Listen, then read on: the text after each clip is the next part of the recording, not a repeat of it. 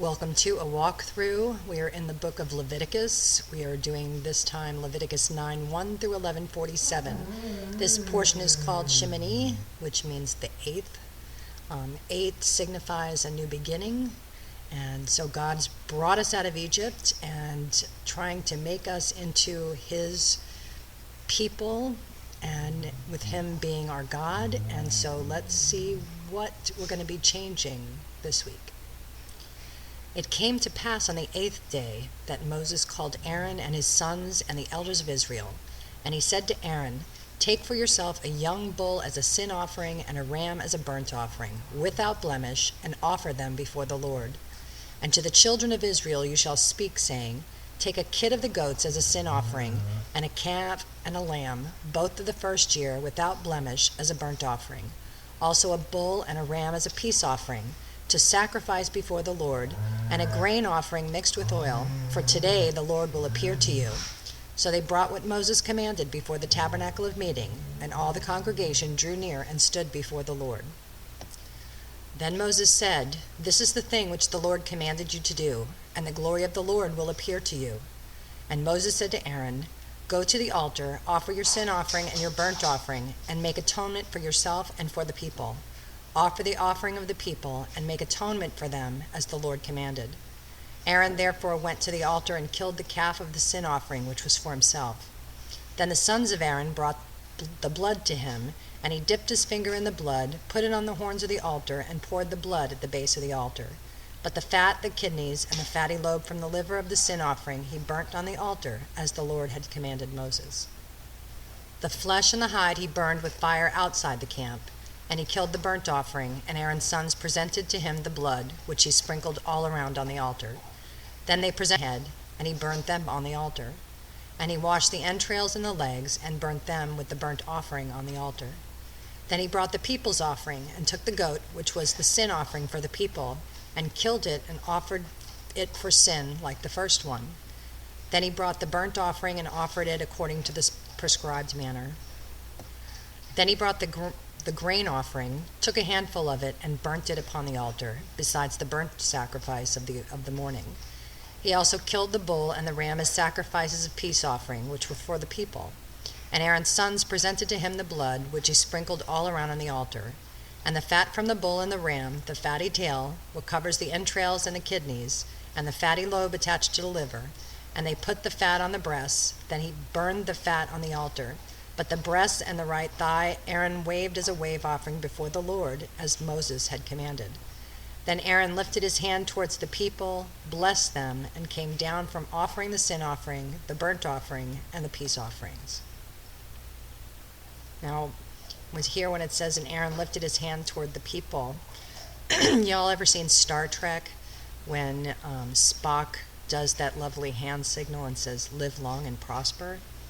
Well, he's a Jew, and that symbol is the symbol of a shin, which is a Hebrew letter, and that is the hand position that Aaron would have over the people when he said, "May the Lord bless you and keep you.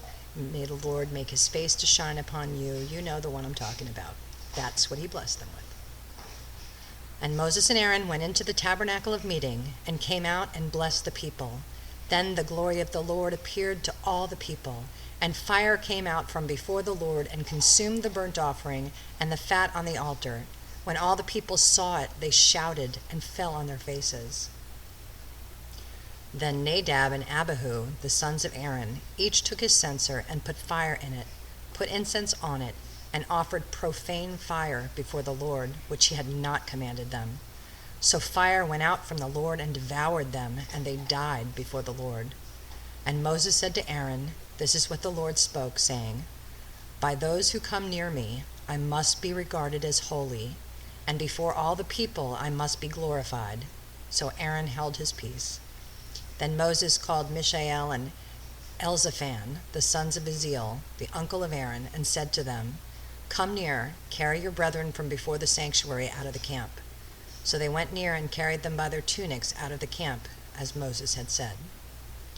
This is another good lesson for us, that God has his ways of doing them, and we would be much better off if we would do things his way, not our own. And Moses said to Aaron and to Eleazar and Ithamar his sons, "Do not uncover your heads, nor tear your clothes, lest you die, and wrath come upon all the people. But let your brethren, the whole house of Israel, bewail the burning which the Lord has kindled. You shall not go out from the door of the tabernacle of meeting, lest you die, for the anointing oil of the Lord is upon you." And they did according to the word of Moses. Then the Lord spoke to Aaron, saying, "Do not drink wine or intoxicating drink, you nor your sons with you, when you go into the tabernacle of meeting, lest you die. It shall be a statute forever throughout your generations, that you may distinguish between holy and unholy, between unclean and clean, that you may teach the children of Israel all the statutes which the Lord has spoken to them by the hand of Moses." And Moses spoke to Aaron and to Eleazar and Ithamar his sons who were left, "Take the grain offering that remains of the offerings made by fire to the Lord, and eat it without leaven beside the altar, for it is most holy. You shall eat it in a holy place, because it is your due and your son's due of the sacrifices made by fire to the Lord, for so I have been commanded. The breast of the wave offering and the thigh of the heave offering you shall eat in a clean place, you, your sons, and your daughters with you, for they are your due and your son's due, which are given from the sacrifices of peace offerings of the children of Israel. The thigh of the heave offering and the breast of the wave offering they shall bring with the offerings of fat made by fire, to offer as a wave offering before the Lord, and it shall be yours and your sons with you by a statute forever, as the Lord has commanded." Then Moses made careful inquiry about the goat of the sin offering, and there it was, burnt up. And he was angry with Eleazar and Ithamar, the sons of Aaron, who were left, saying, "Why have you not eaten the sin offering in a holy place, since it is most holy? And God has given it to you to bear the guilt of the congregation, to make atonement for them before the Lord. See, its blood was not brought inside the holy place. Indeed, you should have eaten it in a holy place as I commanded."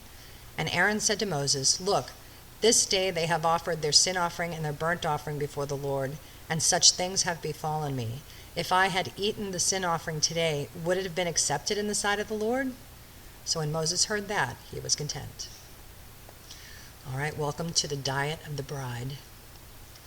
Now the Lord spoke to Moses and Aaron, saying to them, "Speak to the children of Israel, saying, These are the animals which you may eat among all the animals that are on the earth. Among the animals, whatever divides the hoof, having cloven hooves, and chewing the cud, that you may eat. Nevertheless, these you shall not eat among those that chew the cud, or those that have cloven hooves. The camel, because it chews the cud but does not have cloven hooves, it is unclean to you. The rock's hyrax, because it chews the cud but does not have cloven hooves, it is unclean to you. The hare, because it chews the cud but does not have cloven hooves, it is unclean to you. And the swine, though it divides the hooves, having cloven hooves, yet does not chew the cud, it is unclean to you. Their flesh you shall not eat, and their carcasses you shall not touch, they are unclean to you. These you may eat of all that are in the water. Whatever in the waters has fins and scales, whether in the seas or in the rivers, that you may eat. But all in the seas or in the rivers that do not have fins and scales, all that move in the water, or of any living thing which is in the water, they are an abomination to you. They shall be an abomination to you. You shall not eat their flesh, but you shall regard their carcasses as an abomination. Whatever in the water does not have fins or scales, that shall be an abomination to you. And these you shall regard as an abomination among the birds. They shall not be eaten. They are an abomination.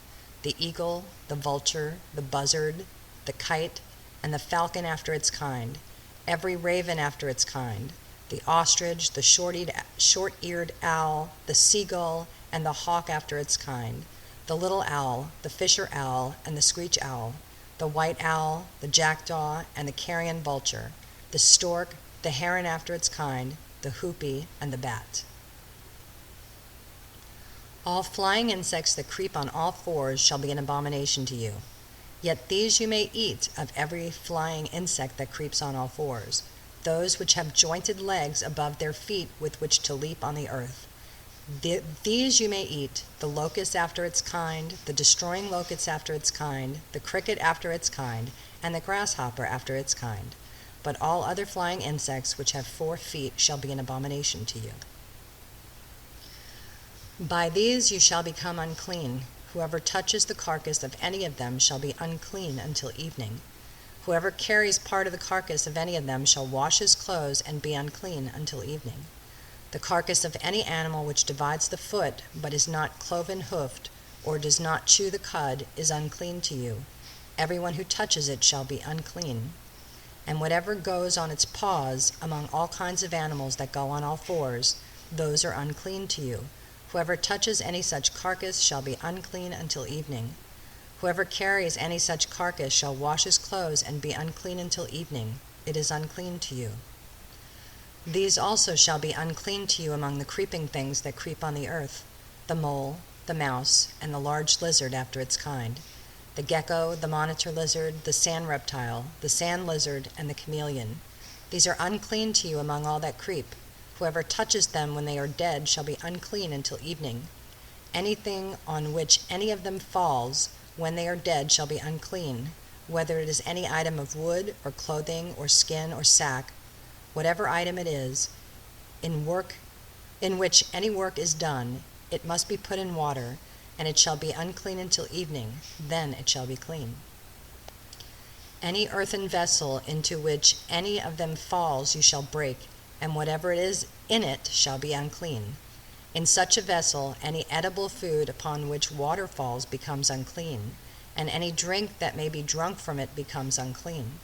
And everything on which a part of any such carcass falls shall be unclean. Whether it is in an oven or a cooking stove, it shall be broken down, for they are unclean, and shall be unclean to you. Nevertheless, a spring or a cistern, in which there is plenty of water, shall be clean, but whatever touches any such carcass becomes unclean.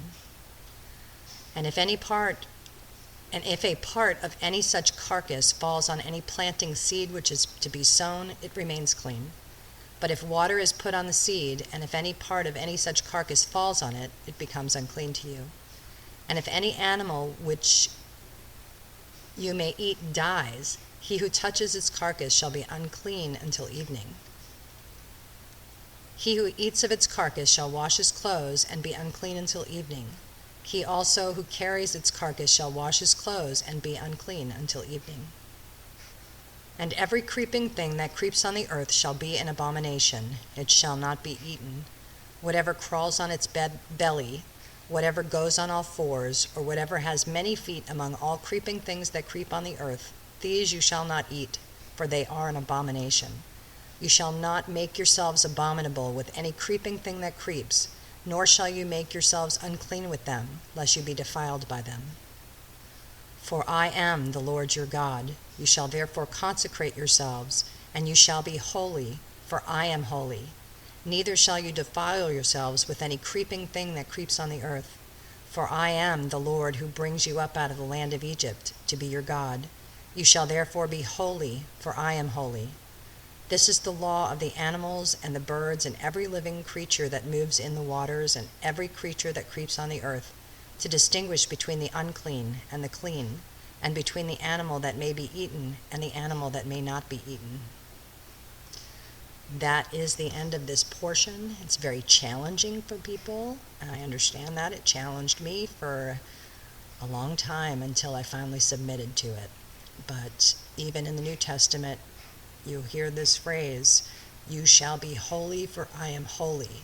Well, here is how you do that. First step was the Sabbaths, and we learned about in Genesis. Now God's giving us a diet. I mean, He's our creator. He knows what is best for us, and He says if we obey Him, then we shall have long life. And so, these things, they may be difficult, but these are the best things that you can do for yourself. So I would encourage you to start small, little by little, and pray and keep studying. So until next time, shalom, shalom.